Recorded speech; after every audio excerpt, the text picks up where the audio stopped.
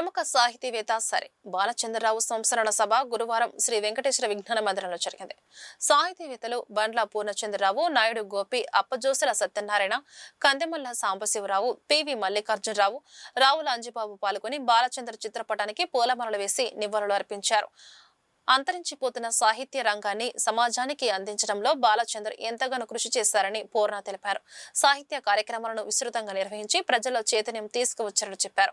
ఆయన ఆశయ సాధన కోసం మరింతగా కృషి చేస్తామని స్పష్టం చేశారు.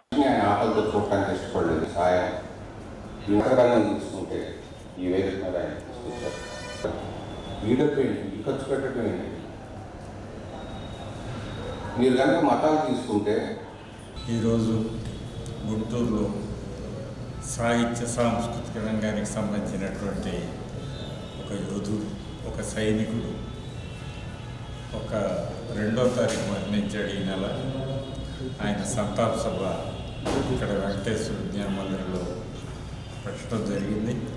ఆ సంతాప సభలో అందరూ మాట్లాడుతూ ఉన్నారు. ఇప్పుడు కూడా జరుగుతూ ఉంది అక్కడ.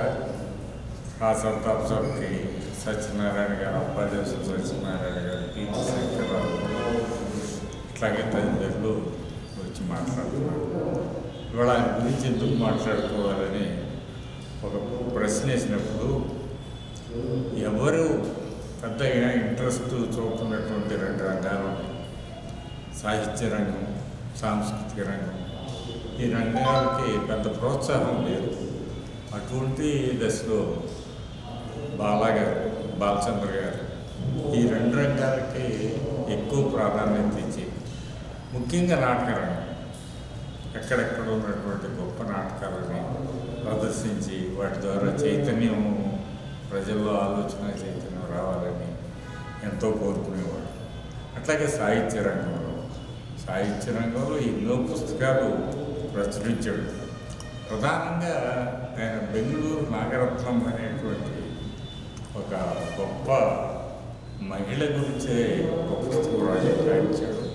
అట్లాగే కొర్రపాటి గంగాధరరావు గారు 100 నాటకాలు రాసినటువంటి నాటక రచయిత గురించి కూడా ఒక పుస్తకం ప్రచురించడం జరిగింది. ఇట్లా అనేక పుస్తకాలు, అనేక నాటకాలు ప్రోత్సహించడం, నిత్యం నాటక రంగం గురించి, సాహిత్యం గురించి, ఈ రాష్ట్రంలో జరుగుతున్న వాటికి, దుర్మార్గాలు జరుగుతుంటే వ్యతిరేకంగా ఏదైనా కళారంగంలో చూపించవచ్చా, మంచి నాటకం రావాలి అనేటువంటి ఆలోచనతో ఎంతో గొప్ప వ్యవహరించాడు. ఈ గుంటూరులో అట్లాంటి మనిషి ఇంకొకడు ఉంటే బాగుండు అనిపించేటువంటి దశలో ఆయన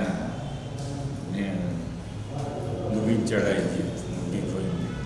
అటువంటి ఆయనకి గుంటూరు కళా పరిషత్ నివాళులు అర్పిస్తుంది.